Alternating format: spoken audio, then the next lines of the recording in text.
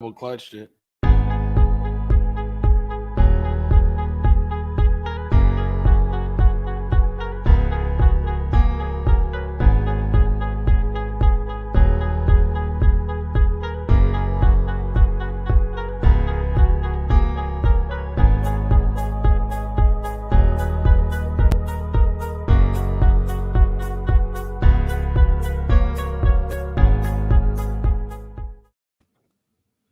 Welcome to Mavs Sports Take. It is episode 42, your weekly podcast for sports business and a whole lot more. Here we tackle the business of all the news that you hear about and a lot that you don't. Tonight, David and I will be welcoming our guest, Derek Day from the Forward Podcast. We'll be discussing male role models in athletes' lives and how they are often from outside the home in the form of coaches and mentors. David Turner. We had a week off, man. You haven't seen me for like a while now. I know you probably cried yourself to sleep last Tuesday, my friend, but how are you this evening? We doing all right? Doing great. I mean, honestly, that was probably the longest break you and I have been on since we met last draft in 2020. I thought about it. I was just like, Ryan and I have been doing Friday Night Scout School podcasts. I mean, draft shows, just so much. I was like, man, I was like, I couldn't believe we stayed apart from each other so long. I know. It did give me some good, David, I actually just tweeted this out. I did have some good, recollection of some of my draft takes from this past cycle. And you remember this one show in particular. I'm going to go off on a slight tangent here for a second because it made me a little angry. Yeah, I know. So David Turner doesn't pat me on the back too much. I got to pat myself on the back. So, David, do you remember once upon a time? Break your arm patting yourself on the back. I don't need to break the other. Remember, once upon a time, I was ridiculed on a podcast and called Click Daddy, and called Click Daddy for several weeks for the takes. And these are the three takes I was called Click Daddy for. You ready for it? 3. 1. I had a mock draft in the middle of the season. Trey Lance over Justin Fields. Oh, that's never going to happen. Okay. All right, cool. The second take I had both Trevor Lawrence and Travis Etienne being drafted by the same football team in the first round. Called an idiot. Not an idiot. Just Click Daddy. But they weren't the Jacksonville Jaguars. It's okay. That doesn't matter. Number 3. It counts. Number 3. J.C. Horn, quarterback 1, when that was a extreme hot take. So I would just like to say the Click Daddy thing, it ends today. I was just recollecting on it. It's over. It's absolutely over. You might want to call me a draft guru, if anything. I think that's hilarious, dude. Yes. No, obviously you know what, Ryan. I applaud your ability to grade players and put them out there and stuff. I just have fun with you because at the end of the day, you're usually so far ahead. It's like we can't see it because we haven't graded the tape like you. And then when we get around to it, it's like, oh, Ryan might be right here. Wow, David, that was so nice. See, David Turner does pat me on the back. I love it, man. I love it. But I know that not too David, hard though. I don't have to. I know. We'll chill it out a little bit. And I don't have to tell Mr. David Turner that how much I missed him. It's been a couple weeks since we've been able to talk ball. And very honestly, in this dead period that we are kind of, just watching, rookies throw the football around in practice and some voluntary work and all this type of stuff and college football spring practice is behind us. This is one of my favorite moments of the week is be able to talk football and talk just sports in general. So we're looking forward to this episode. Before we get into it, are you a new agent that is looking to learn how to develop your business the right way? Yes. Well, here at Maverick Sports Consulting, we offer year-round consulting packages to guide you from conception of your agency to booking your 100th client. Learn from our nearly 2 decades of experience of how to start, develop, and sustain your agency in the right way. We work alongside you to develop your own unique recruiting method, branding, and teach you how to create and maintain relationships with professional teams. We are here to help you maximize every step you take creating your agency and book of business. Head to mavericksportsconsulting.com today for more information. So we're going to have Mr. Derek Day on in a couple minutes. I know that we really want to dive heavy into the conversation of mentorship and, there's a wide scope of things that he's going to talk about, love and process. And it's a fantastic work that he does. But I want to start this off, David. Have some fun topics for you tonight, man. Have some fun topics. A new segment that we're going to introduce to the show. But I kind of started us off with So I made a Twitter post the other day. We are live here also. I forgot to mention that. We are live here on Twitter, YouTube, and Facebook at @Mav_sports. If you're following us along live, we take questions all night. So be sure to throw it in the chat on whatever platform you are watching tonight. So I did a hot take episode of tonight because I mean, I'm an idiot, David. You know, enough patting myself on the back. I'm an idiot for a second because we record on Tuesdays every week. And there is nothing better than some Hot Take Tuesdays, baby. Let's forget Taco Tuesdays. Hot Take Tuesdays. Hot Take Tuesdays. Here we go. So I opened it up to our fabulous listeners, our fabulous followers, and I said, give us hot takes. And I didn't say it, not just sports. It could be anything. I said it could be holidays. It could be food. It could be anything at all. And we got a few good ones. We got a couple ones that are a little kind of similarly related too. So, David, I have some extreme feelings on a few of these. So let's start it here, okay? Mark Jarvis started us with. Shout out to Jarvis Scouting on Twitter. He said, turkey on Thanksgiving is overrated. David Turner, I have a very strong opinion on this. So I would love to hear your opinion on it. Jarvis, you're an idiot. You're a straight up idiot. Turkey on Thanksgiving is turkey stuffing and mashed potatoes with some string beans and some gravy and a hot roll. What else the hell do you need for Thanksgiving? What do you eat? Duck?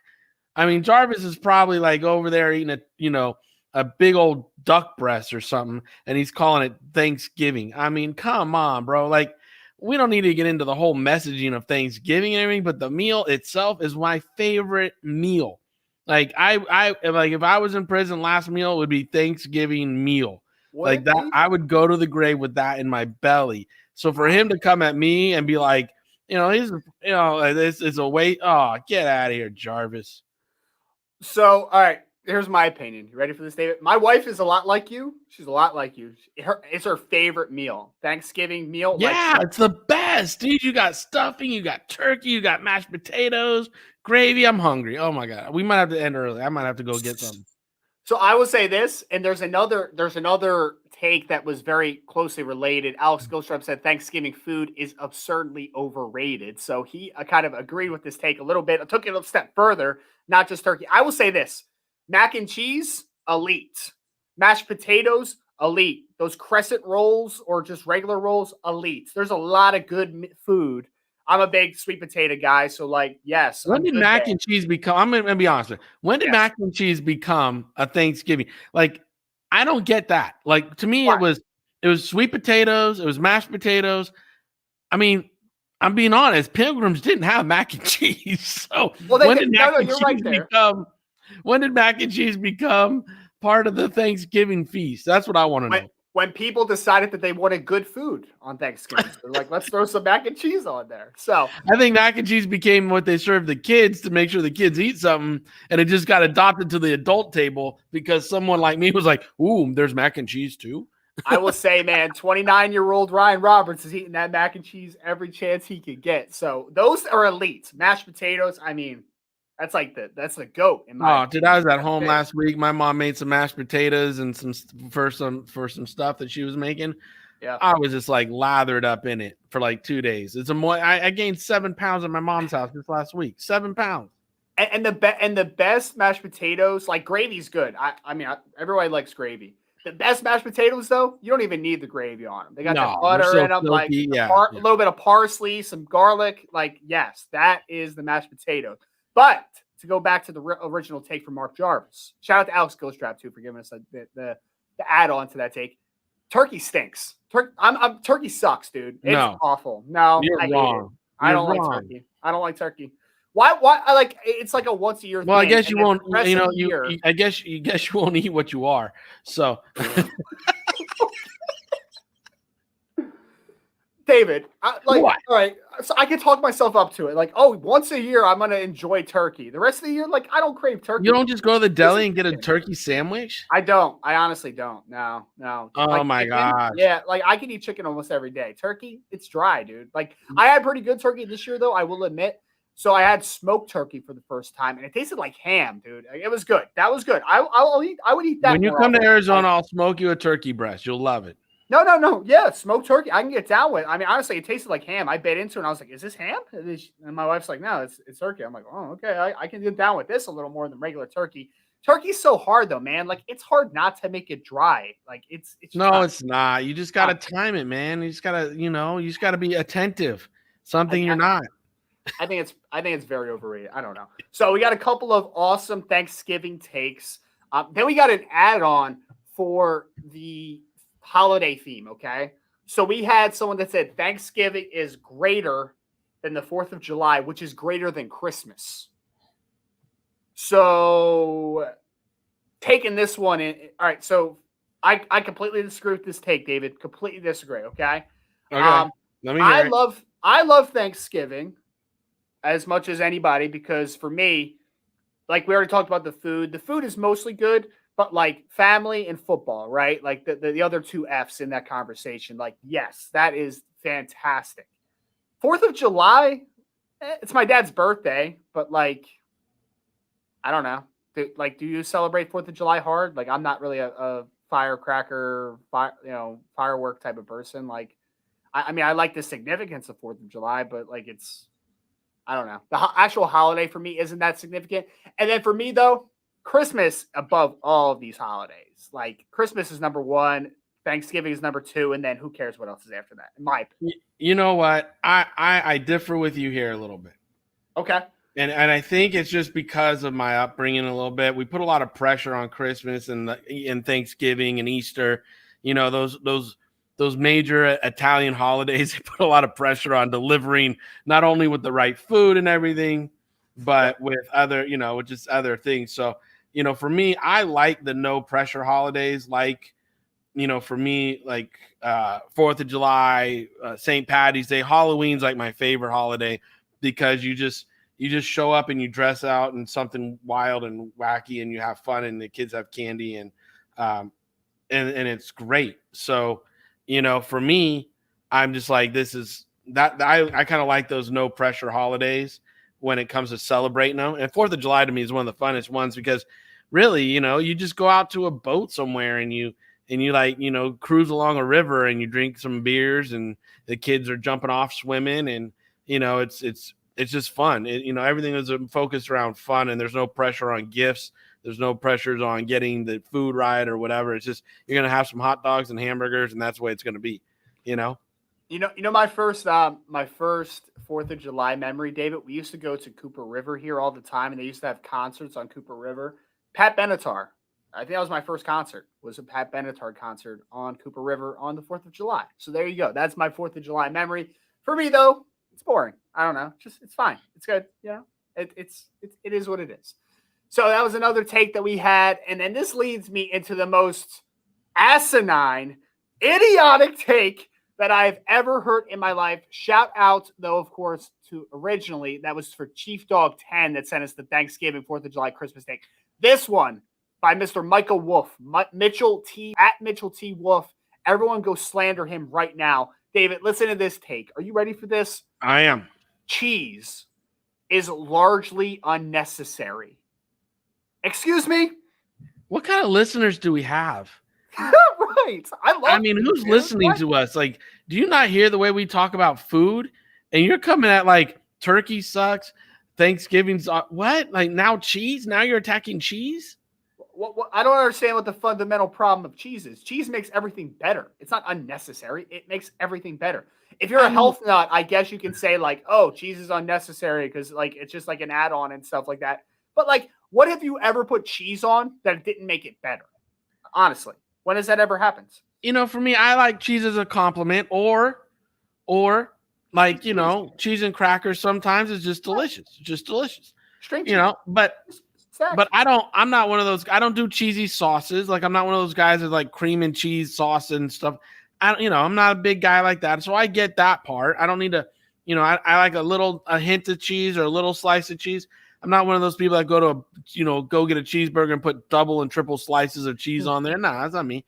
I like it to, complement the food and pair it well. Like the other night, I had a Five Guys cheeseburger. It was delicious. It was Oh my delicious. god, dude, I love Five Guys. Their fries are the best, and add a little The cheeseburger. bottomless fries, dude. So many fries. It's fantastic. Yeah, it's just. I mean, you can't go a regular order. You're never gonna finish. You just got to go small. You just got to go small. I mean, if you go regular order, you better be splitting it because if you're a one-person eating machine and you can do a double cheeseburger, a patty from there, and a regular fry, and finish that with a milkshake, God bless you.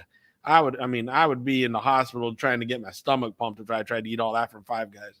Do they have good milkshakes? I've never had a milkshake from Five Guys. Oh yeah, they got good shakes there too. So it's just for me, I just got I got a Coke. I was kind of limiting myself, but I like it. But I was really, I don't know why I had it in my head. I need a cheeseburger instead of going to In-N-Out. I was like, nah, I'm going to Five Guys. And, I was just like so happy afterwards. I was like, this is perfect. This is just perfect. This take just made me so upset because I love cheese, dude. Like, I love it. I don't understand. Like, is this, what, are you not getting cheese on your pizza? Like, what are you doing here? Oh my God. My cousin had a girlfriend one time and she had no cheese pizza. Well, like tomato pie? Like a tomato pie? It was just sauce and like toppings and there was no cheese on it. And I know there's some people that dairy, bothers them. They can't have it. I get it. My wife, yeah, sure. But she ordered it for like 2 pies that way for the house. And I'm looking at her like, why do I have to suffer? Pretty much. Like, what did I do to you? It's like, you can get your pie that way, but can I get mine like regular? Like, come on. What's your go-to pizza, David? If like your perfect pie. Well, okay, it's a little different, but the one I enjoy the most. Is it? It's not pineapple, please. No, it's not pineapple. Okay, good. No. But it's not everybody's cup of tea. And I actually had a breakup with a girl because of this one time. I did. I couldn't. I knew it wasn't going to last. This was a test, and I knew it wasn't going to work because I love double mushrooms on my pie. Just straight up double mushrooms. Nothing else. Don't need sausage. Don't need pepperoni. Just double mushrooms. And so I love to just pack on the mushrooms, right? And this girl, when I ordered the pizza, she's like, "Oh, I'm gonna have to get something else. I don't eat mushrooms." I'm like, "Yeah, this is not gonna work." That's when you knew. That's when I knew. When she said she doesn't eat mushrooms, I'm like, "This is not gonna work. She's not made for me. Not at all. This is not happening." Because I'm like, if you can't enjoy a slice of double mushroom pizza, we are worlds apart. I don't like mushrooms either, so I'm there with her. I'm there. Yeah, well, there's reasons why we're not about the woman to of your break up. dreams either, I guess. So it's good. It's good to hear. Okay, segueing. Let's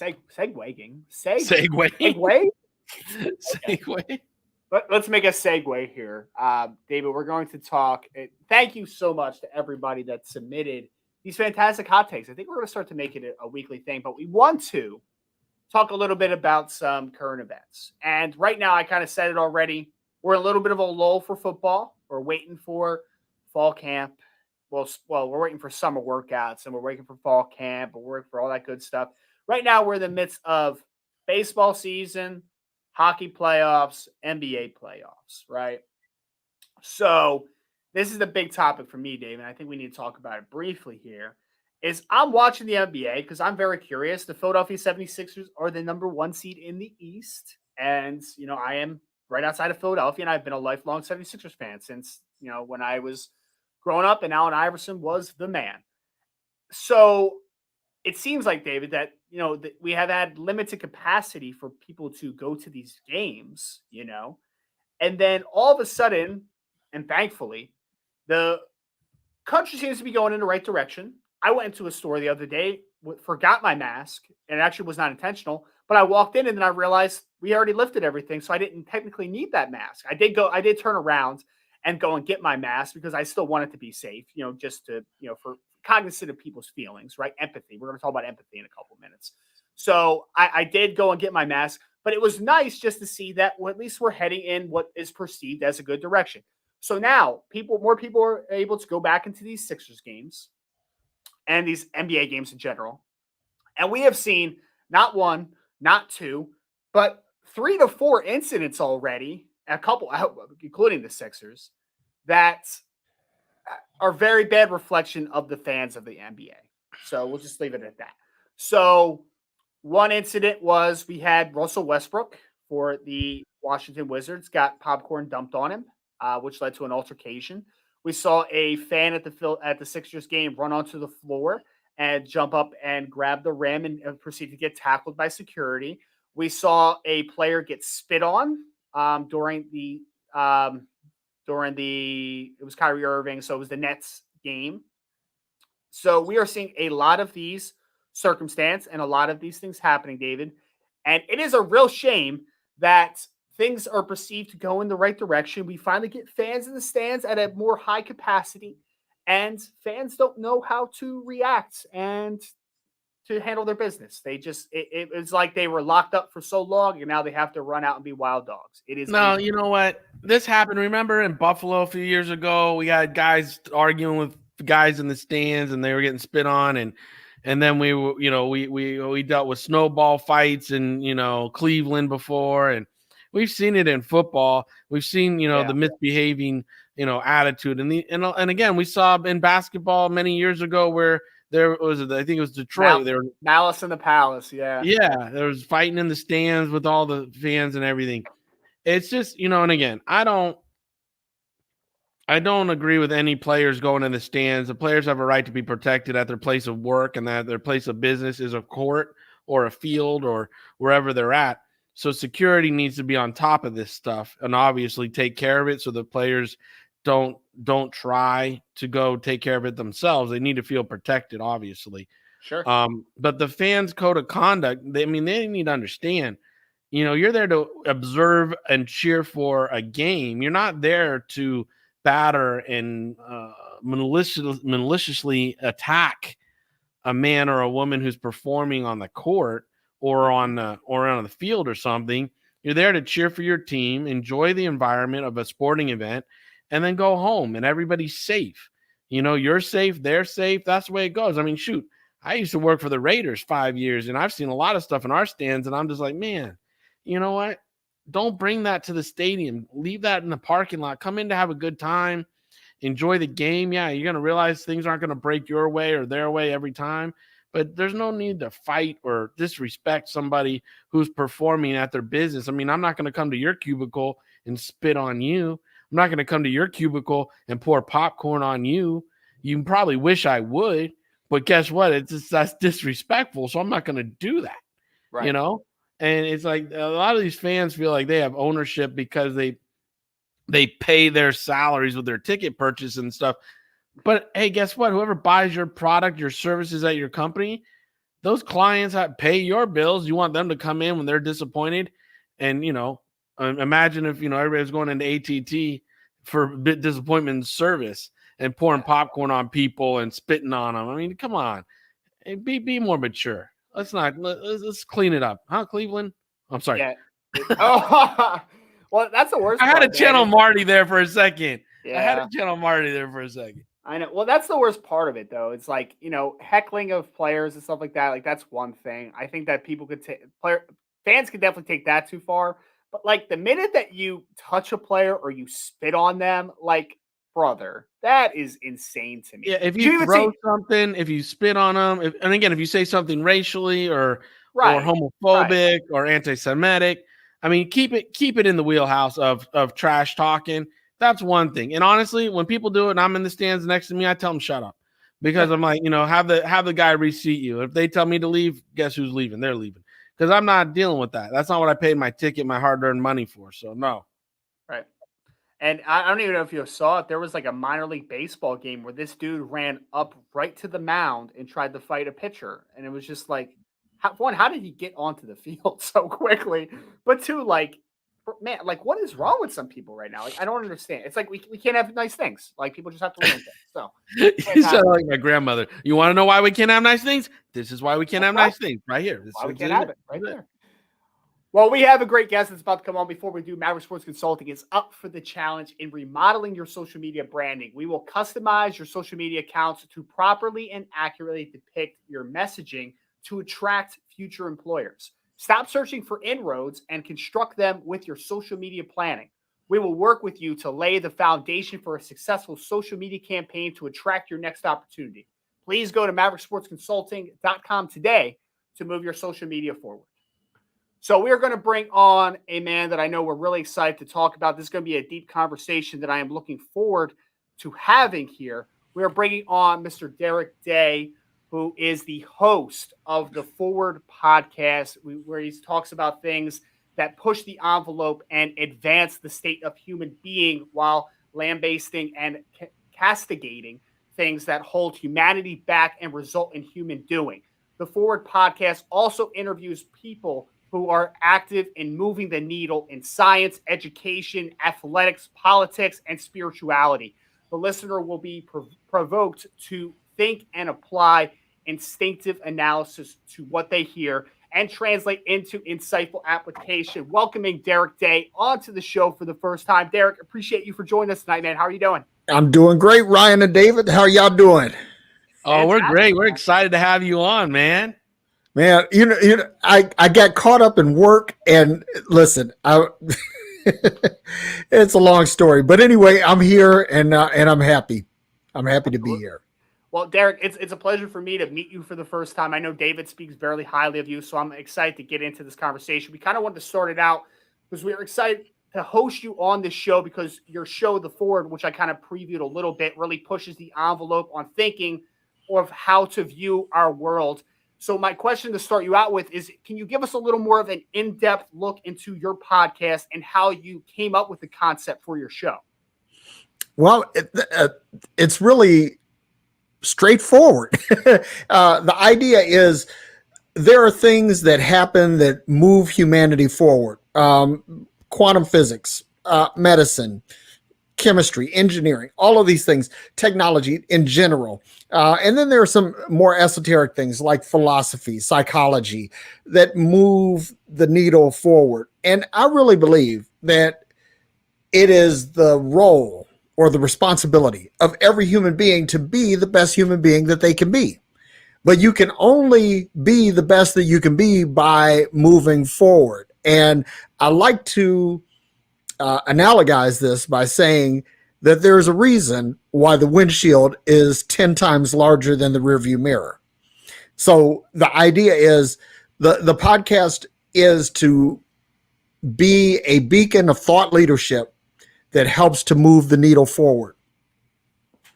Now, I know you talk about this in the sense of so many different aspects. And again, one of them is athletics. And obviously that's our forte. So that's why we're going to bring you on tonight and ask you about some of the things that you talk about on your show and how they relate in the essence of sports, athletes, people you've interacted with in your life, and a little bit of, the social justice stuff a little bit later.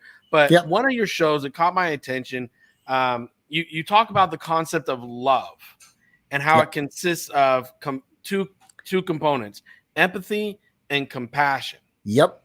All right. And how do you see that concept translate, and those rules translate to athletics? Now I'm leaving it a broad stroke conversation, but I'm going to needle you down once I get your answer.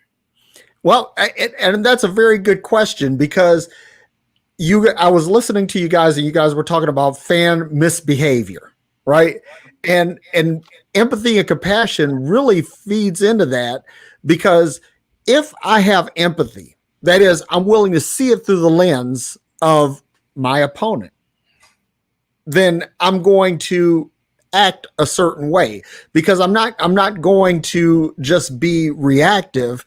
I'm going to look at this in a very analytical, but at the same time, a very humanistic way. The second thing is compassion is saying, hey, I really give a shit, right? I'm concerned about how you feel. I'm concerned about what your take on this is. And when we look at sports, I mean, I'll tell you something. I used to coach youth basketball, and I was very good at both scouting talent and cultivating talent. And I would get a lot of talented players. Now, here's the funny thing, that I coached in the city league. So I really, the only way I was able to get to pick and choose my players was to get players that I had before. And the city allowed you to do that. But most of the time I'd find a kid and I'd find something that they could do well, and I'd really drill into that. So in youth sports, it's very egocentric, very competitive. And when they would see that I had an advantage, they would try to negate the advantage. And usually they try to do it by fouls and, calls and things like that. But if you see your opposition through the lens of empathy and compassion, and you understand, hey, we're all here to have a good time, we're all here to do the same thing, then what happens is you have a better perspective on what it is that you're doing, and you're less likely to misbehave, if that makes sense. No, it does. But now let's take that and translate it, like you said, into the passion fans have for their teams, and even the parents that have the passion for their children playing sports. How can we get that passion to coincide with empathy and compassion for a very, a frothy fan experience, okay, but contained in a proper mindset? You know what? When we walk away from the field of play, we have to all be part of the same community. We have to go on forward with our work lives, our family lives, our business lives. And when you take this beyond what is normal, healthy competition, you run the risk of being a pariah in your community, being someone who no one wants to do business with. There are challenges. So the thing is, remember your place in the overarching sphere of humanity. If you are willing to, we talk about in sports, and I'm a former athlete. I know you guys are too. And we talk about leaving things on the field, putting it all on the field, just, going all out, balls to the wall. But when you leave the field of play, you're not looking for the next tackle. You're not looking for the next go to the cup. You're not looking for the next long drive. It's basically you're stepping away from that. And there are things in life that you might associate with your sport, but the sport is over. And that's the thing. We have to understand that we are in this mode for however long the game is, whether it's basketball, football, baseball, whatever the duration of the game is. But once the game is called, the game is over. And you have to remember that I have to live beyond that. And this is a funny thing, like, fans throwing things at players. And I remember back in the day when I lived in Philly, the great battery incident. Yeah. and I was batteries out. I was there at that game. And the thing is okay, what happens if you injure someone?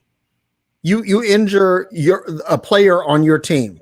Now you have incapacitated your team simply because you had a moment of anger that you were unwilling, not unable, but unwilling to control. Yeah.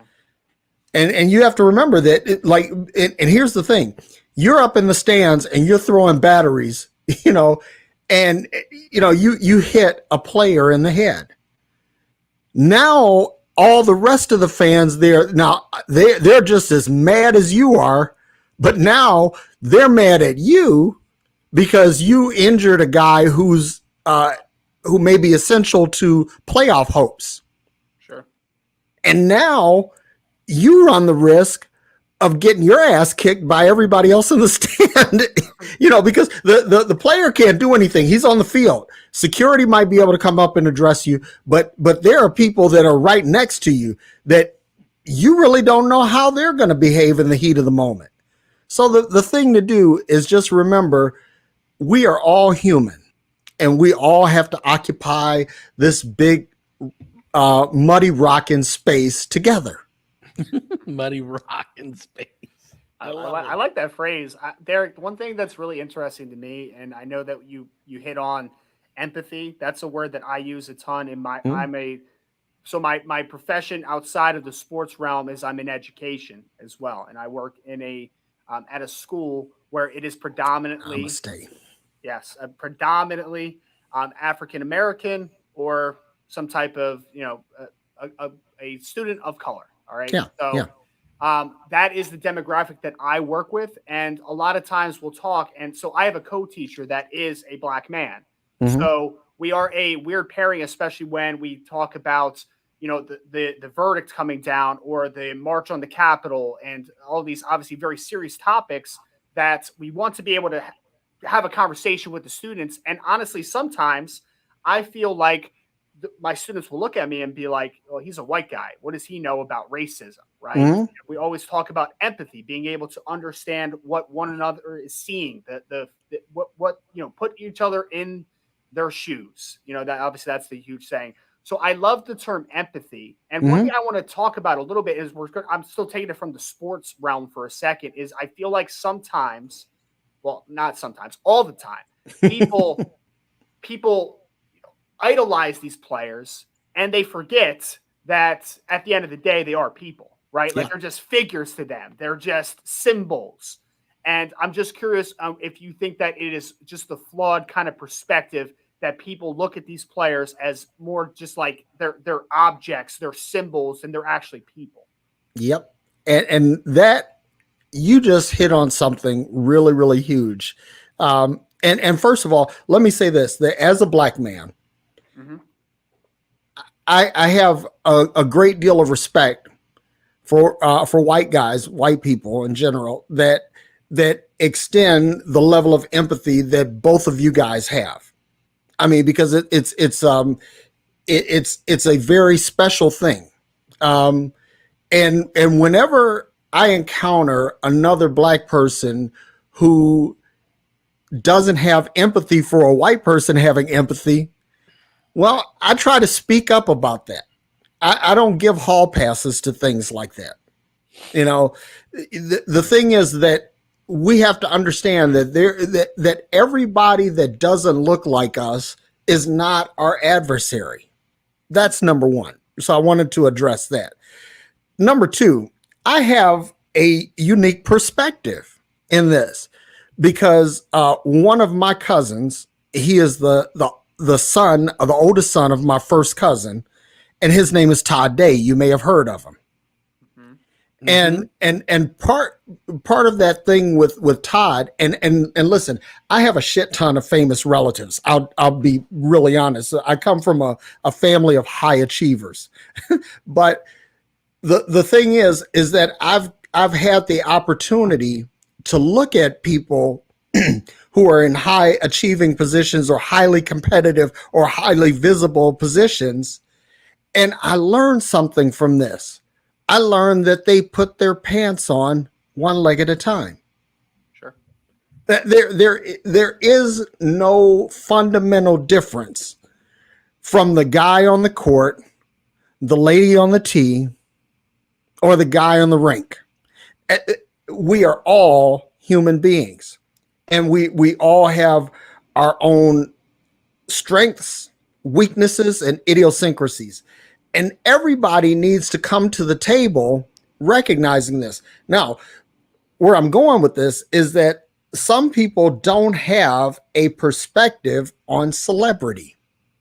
Mm-hmm. And when you don't have that perspective, when your understanding of celebrity is Michael Jordan or Kyrie Irving or LeBron James or Kim Kardashian, your perspective on these people as people is going to be flawed because you see them as icons. They do something that entertains you. They do something that gives you an emotional rise. And at the end of the day, these people, they have joy, they cry, they eat, and they shit like everyone else.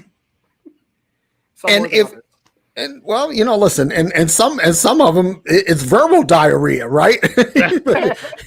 But the thing is that we have to first get beyond the whole objectification of people and see them as human, and that's a big thing for me. So when I hear people talking about celebrities, and I think to myself, I said, do you really understand what these people might be going through?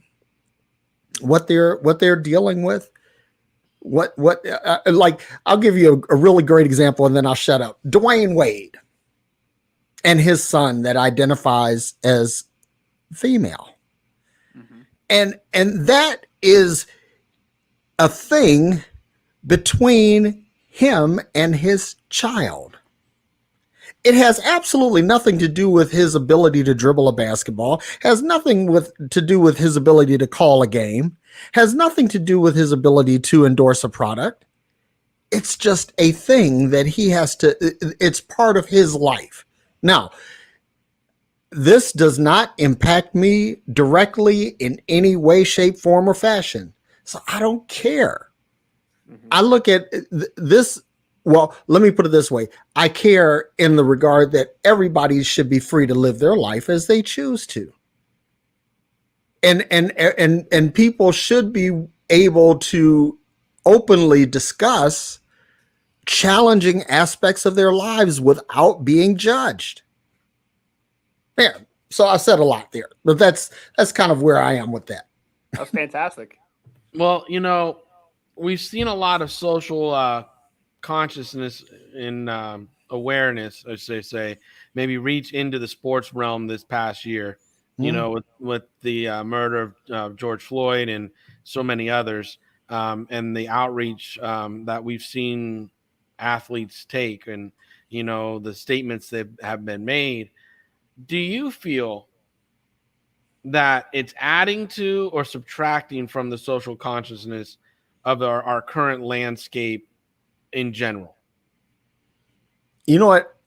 I see it as neutral.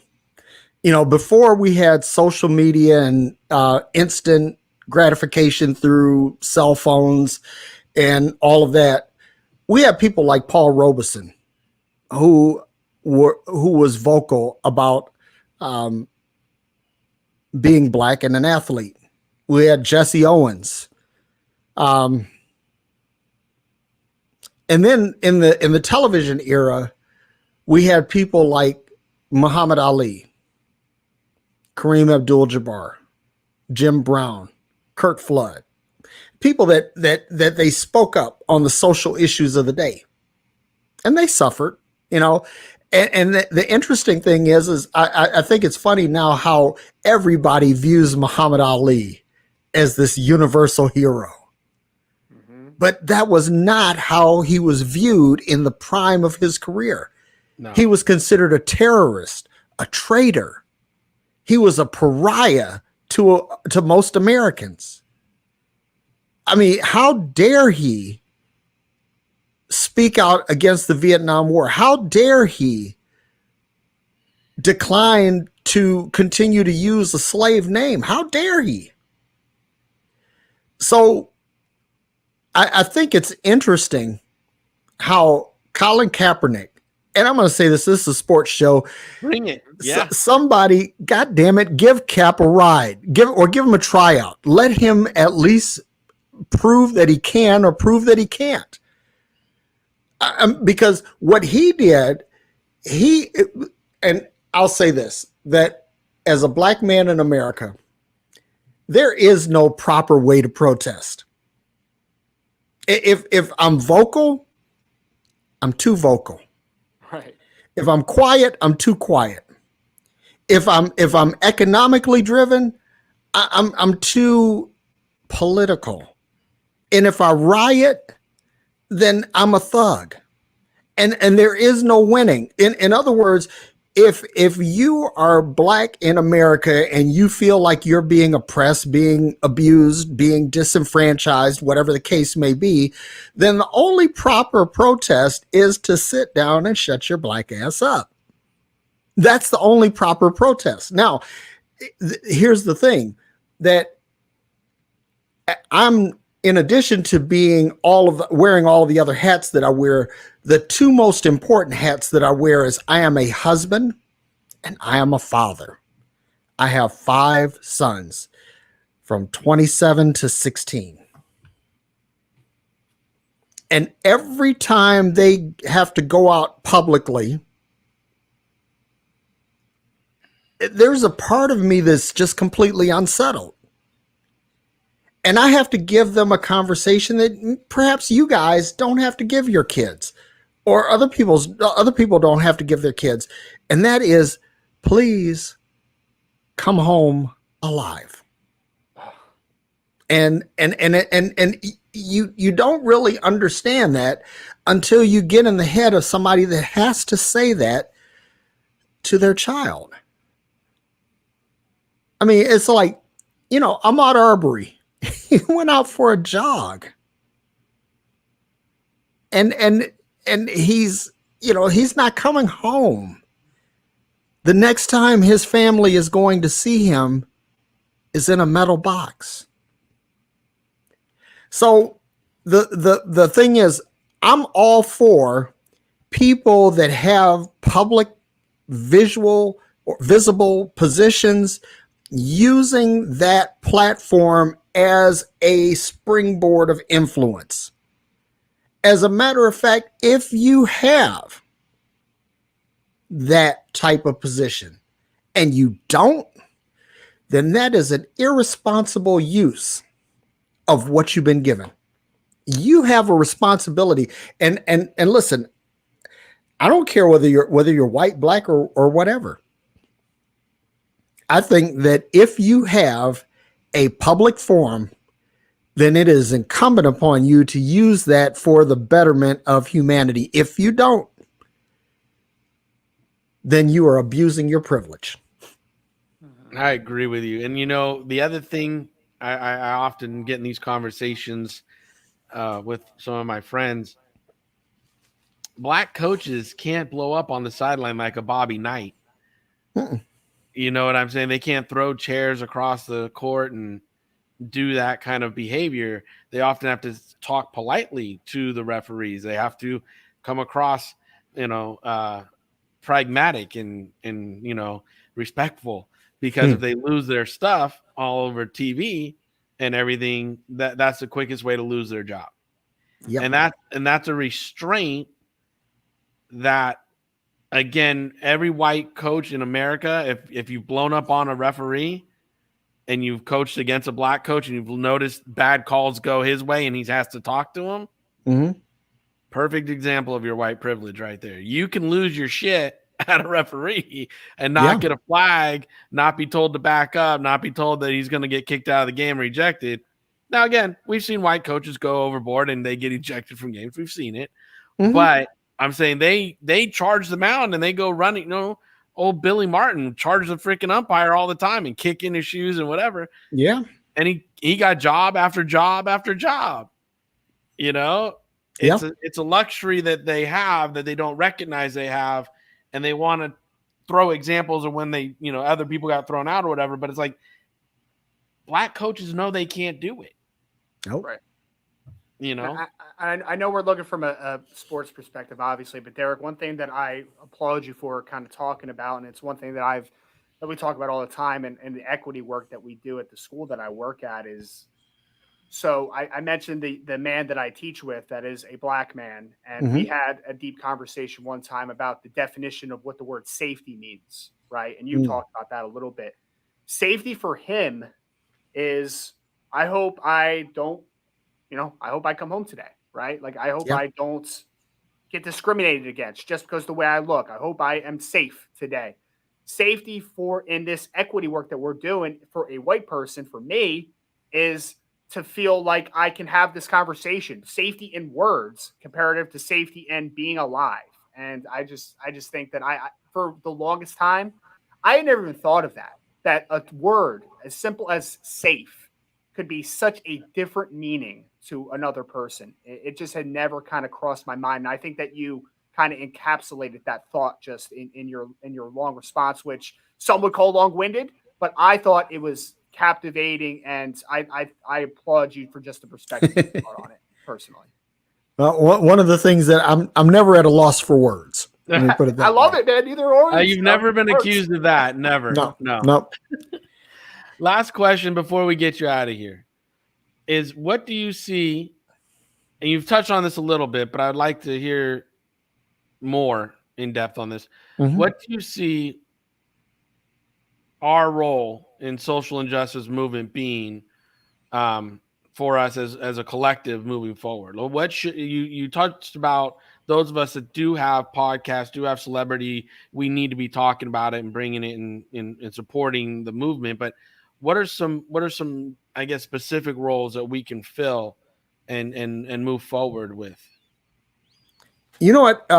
I think that you guys, the two of you, do a fantastic job. I want to applaud you. And I have some other friends, some ex-pastors and civic leaders and such, business leaders that have taken a stand to the degree that they've put their social, financial, and community capital at risk. They've created challenging situations for themselves. And unfortunately, that's exactly what it takes. There are going to be, it's going to take people who are willing to go to the edge of this and scream, I'm mad as hell and I'm not going to take it anymore. Until everyone agrees that this is bad, that this is not only not good for Black people, but it's not good for people in general. Until we all agree on that, there's not going to be any visible change. And I'm going to tell you something. I gotta say this one thing. I got in trouble. I was a pastor. I had been in ministry for almost 30 years. And when I would talk to my white colleagues in ministry, they would say, well, Derek, don't make a big scene. Don't make a fuss. Just give it over to Jesus. And what I found is that Jesus wasn't going to do a goddamn thing. That the only thing that's going to make a difference is that when people actually take up the cause for themselves and realize that we are all in this together, and that it only gets fixed when we apply our hands to it. The great Congressman John Lewis, get in good trouble. That's it. One of my heroes. One of my heroes. So until you get in that good trouble consistently, your efforts ain't going to be acknowledged and you ain't going to get nowhere. So yep, that's the way I see it. I think that's a great note to end on, Derek. This has been really enlightening. Again, Derek Day here. Make sure to check out his podcast, The Forward. You can find it on any social media platform, to my knowledge. Derek, I'm going to give you like a minute or so if you just want to, social media handles, leave us something to think about, whatever you want to throw at the folks listening. I want to say this, that first of all, you can reach me on Facebook at Derek Day Multimedia. It's facebook.com/Derek Day Multimedia. You can reach me on Instagram and Twitter. My handle is Derek E. Day. It's DERRICKEDAY. And I also have a YouTube channel, Derek Day.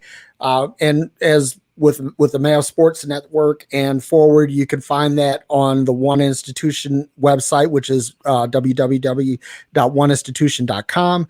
And this is what I'd like to say in parting, is that, listen, love each other. And when I say love each other, I'm not talking about kumbaya, touchy-feely, all of that. I'm saying empathy and compassion.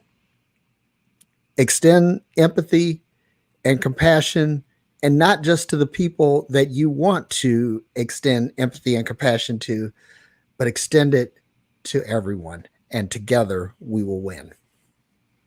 Fantastic. Well, Derek, I can't thank you enough for coming on and bringing your big world brain to our little sports cast and talk about it, because like you said, love and compassion and empathy, everything fits in sports, and you were able to show our audience that here tonight, and it was relative with what Brian brought up earlier with all the fan stuff and everything. So we do hope everybody listening enjoys your podcast as much as I do, and we'll go over and listen to you as much as I do. Cool. I love you guys' podcast too. Love what you guys do, man. It's really awesome. Thank you so much. We love you. You're welcome back anytime. Just let us know when you're free. Likewise. Namaste, guys. All right. See you, brother. Appreciate it. Peace. David, that was heavy, man, but a great conversation. I mean, heavy in the best possible way. The conversation that I needed to happen, like that needed to be talked about. So that was fantastic. Bravo to you. What a great guest that you brought us tonight. Well, I'm really excited about having him on. I told you that yesterday when you asked what we're doing for the show. I was like, hey, I got Derek booked. His view on the world from, again, he's a father. He's a former athlete. He's got family that are very famous. He's been through and seen, he's a minister, pastor. And so it's just like, he's lived such a worldly life, and his views are so honestly easy to follow. And I just love his spirit, who he is. Every time I talk to him, I'm always learning new things and new ideas and things. And when I saw the episode about love, I'm like, man, we got to talk about this. He's going to be able to translate this with the empathy and the compassion to sports in a way in which most people, and hopefully our listeners, didn't realize. And then you tying in the word safety and how that works and everything. I just, again, this is something we're committed to, you and I both. We're committed to the social justice and injustice movement, and it's something that we pair well together, and our views on it are in sync. Even though I'm a better scout than you, this we're in sync with. So but we joke around, we have fun on this show all the time. But from when, a couple weeks ago when we brought in our guest who is at the Coast Guard Academy and she can't get a break, and now Derek, and we're going to have more coming over the summer lull, as we call it, so we don't beat down the football too much before it gets going again. We're going to bring a lot of these subjects and topics to the airways. And I hope I really hope our fan base retweets, supports us, puts it back out there, and continues to leave us comments and stuff, so we can, work it into the show, and we can gain their support through the process of us having these shows through the summer and everything. Because it's an important subject, and for us, for you and myself, it really hits home. So yeah, and it's a conversation that people need to be open to having, right? And Derek talked about it a little bit. Until everyone is open to the conversation, open to the change will not happen, right? Like, we all have to be on the same page. So great conversation, in depth. We took it from a sports perspective mostly, but mostly just from a humanities perspective, right? Like, things just need to get better. So last thing we're going to talk about today is we have always brought on great guests that bring a long resume and a lot of experience in their respective fields. And I wanted to add a new segment to this week. Next week, we'll do the secret sauce of scouting. We'll get back to it. But to end us, we're going to call this Story Time with Uncle Dave. All right? Story Time with Uncle Dave. I don't know where you guys came up with the Uncle Dave. That's been following me for about 6 months now.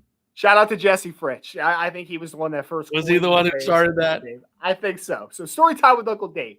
Once in a while, we're going to do a little bit of story time. Going from your experiences in almost 2 decades of scouting, front office experience across the Arena League, National Football League, Canadian Football League. You've been in a lot of places, Hartford Colonials, right? So a lot of experiences. I kind of want to hone in on, I want to randomly pick a memory that you can kind of relive with us. So this is Story Time with Uncle Dave. So Dave, the topic here, David, for you is. Okay, you're giving me a topic. I was like, oh, topic. geez. Yes. No, I'm not just going to be like, throw something out there. No.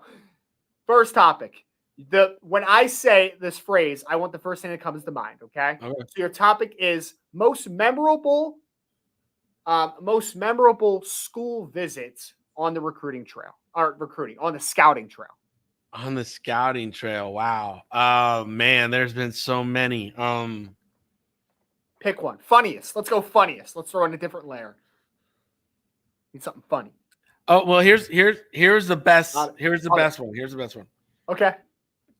Going to Eastern Oregon, right? Was it East? Yeah, Eastern Oregon. No, Western Oregon. Mm-hmm. When Kevin Boss was coming out. Former Giant tight end. Yep. Yeah, so I'm sitting there in this little room, just this tiny little room, watching tape. And I met with the coaches. I talked to the trainers. I did all my work. And I just happened to look at the guy, and I was like, "Hey, is Kevin around? Like, can I meet him?" They practiced in the morning, and I drove in from like Eugene or somebody, so I missed practice, and they weren't practicing again until the next day. So I was like, I really would love to body type this guy. If I could meet him, it would be great, Mm-hmm. So they called him, and he happened to be out of class. So he's like, "Yeah, I'll come over." I'm talking about like when he walked through the door, I'm like, what the F is this dude doing here? Like, I was like, everything about him was NFL and D1 athlete, and I was just like, man, like what the F is going on? I start talking to him, find out his brother's a soccer player in Brazil. His sister, I think, was a volleyball player at Eugene. His mom and dad were both athletes in college. It was just like, I sat for like 2 hours. My parking meter ran out. I got a parking ticket. And they were supposed to take care of it for me, and they didn't. Then I'm getting like a call from the office that I need to pay this parking ticket. And I was just like, man, really? You guys are supposed to take care of that? Oh yeah, we'll take care of it.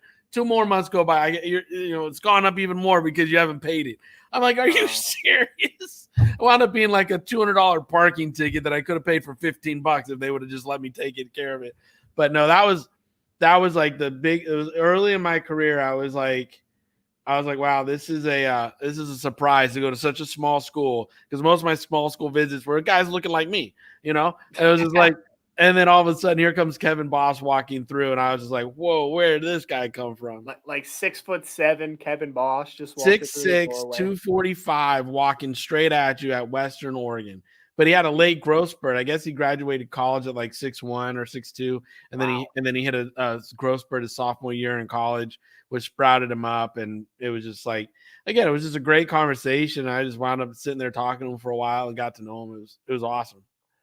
So for a visit like that, David, like, all right, so had you like gotten word that like, hey, there's this Western Oregon tight end, or had you seen tape on him before you got there? Like, what kind of is the layout? No, that was back in the day when you didn't have Western Oregon tape. You heard on the scouting trail that there was a kid over there. So while you're in Oregon, you might want to pop over and take a look at him.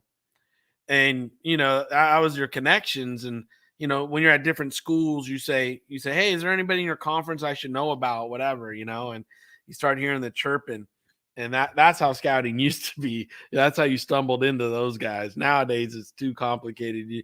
You don't really find the chirping anymore. They're always on somebody's list or some radar somewhere. Just Google it now. Google has taken away the I just go to Ryan Roberts, Rise and Draft, and if you don't have them, then they don't exist. Well, you can go to Rise and Draft, or you can go to Mav_sports, or you can go to MaverickSportsConsulting.com. All the great info that you need. We are on every social media platform here at Mav Sports Take. Want to give us a final shout out of the night? Of course, David, I'm going to start because we need to end on you, because you are the brains of the operation. I think I'm the good looks. So I will say this was phenomenal, both from just having Derek on. Like, again, that in-depth conversation for me was fantastic. I know we didn't even go like heavy into the sports world, quote unquote. Like, it was a little more of a relaxed atmosphere outside of our deep conversation with Derek. But I felt like, and I know you feel the same way, that the attention needed to be on that conversation, because that is a lot more deep than just the scope of sports, right? So I hope everyone legitimately got a lot out of this conversation tonight, because this was one of my more favorite episodes that we have done. We're on episode 42. We're coming up on the 50th episode, which is the gold anniversary, David, just for your planning of presents in the future. So thankful to Derek for coming on. Thankful to everybody that makes this possible week in and week out. One institution, Mav Sports Consulting. Mav Sports Take is a growing brand. We appreciate everybody that has stuck with us tonight, has listened to the conversations, tunes in all 42 weeks, And I thank you, David Turner, and I'm going to leave it off with you, my friends. Well, I appreciate it. And you know what I appreciated was Derek coming on and talking about this muddy ball of rock going through the universe and how we're all on it together. And we gotta, willingly separate ourselves from the fan and the human being that we should be. It's fun to get frothy and enjoy a good, shit talking session in the stands. Just don't let it get out of control and contain yourself. And like you said, it's a choice if you choose not to. Don't give me I couldn't calm myself down. Everybody has a choice. Right. And you're choosing not to calm yourself if you let it get out of whack. And for my the conversation tonight with Derek and you, it really was just it was about sports, because humans make up sports. And we, like Derek said, we all put our shoes on the same. We all put our legs in one leg at a time, when we're getting dressed, and we all crap the same, and it is what it is. It's like, don't over emphasize. Remember when Charles Barkley was like, I'm not your role model. And it's like, I'm not here to be your role model. And Derek's like, no, you are. But the message really is, Charles Barkley is just a human being. And, when you see him out, it's like we over celebritize these guys and celebrity them into the death, where people are like, I can't talk to him. I'm so nervous. I can't say hi. And they're human, and one aspect the NFL I think is missing on in my mind, it was something we did in the Arena League. Actually, we used to invite the fans to the field for 20-minute autograph sessions after the game and set up tables where the cheerleaders and the players and the coaches were required to sit for 20 minutes and sign autographs, just to get that human touch back to our fans. So they felt the ownership on the field that day. They bought a ticket, and after the game, they could come on the field and get an autograph. And that kid could go home with an autograph and a conversation with one of his favorite players he just watched play. And now the NFL, they have that separation so far that players, oh, I can't sign that. Oh, I'm not allowed to come over to the stands. And it's like, I remember when I got Ronnie Lott's first autograph from Ronnie Lott, and it solidified me being a Niner fan, and Dwight Clark and this and that. And there's not enough of that. Yeah. And so tonight, hearing how empathy, compassion, social justice, it's all about human beings treating human beings the way they're supposed to be treated, which is with kindness. Yep. And if you're kind to those you come in contact with, hopefully that kindness will be returned on you. Yeah, no, and that separation piece that you're talking about between the fans and the players, like that was kind of what I was talking about before, as far as like you're dehumanizing players, because they're just, they're not a human. They're not a person that you can just stand in front of, that you can look eye to eye and you can have a conversation with. So I think that's a great way to end this Mav Sports Take episode 42. We appreciate everyone, again, live viewers or listeners of the podcast on any podcast platform, whether it be Apple, Spotify, Stitcher, whatever. We're on there. We would appreciate everyone. If you want to give us a shout on Twitter, on any social media, you want to go to Apple Podcasts and throw us a 5-star review, give us a compliment, tell them David Turner looked pretty on the live stream this week. Whatever you want to do, we appreciate all the support. We have a lot of awesome updates coming soon from MavSportsConsulting.com. So make sure to keep an eye out for everything that we are doing over here. We appreciate you all. We will be back same time, same place next week. Thank you all.